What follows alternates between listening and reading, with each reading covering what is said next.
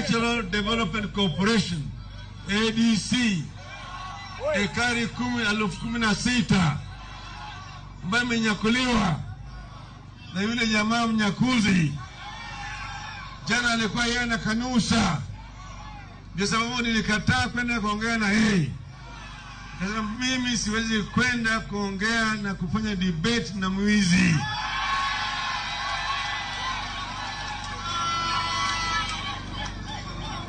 Sasa jana yeye mwenyewe alijifungia goli katika goli yake.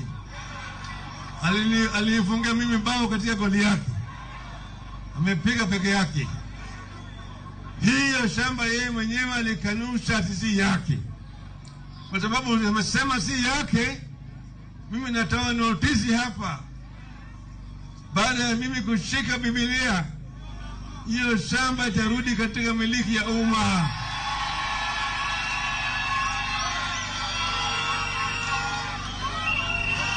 Ili nasilie, manake yeye mwenyewe tayari alisema si yake, sivyo?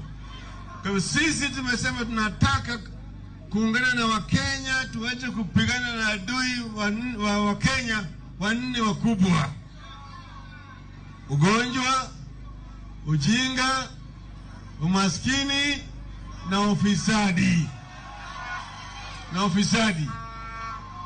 Tutapigana na ufisadi vilivyo.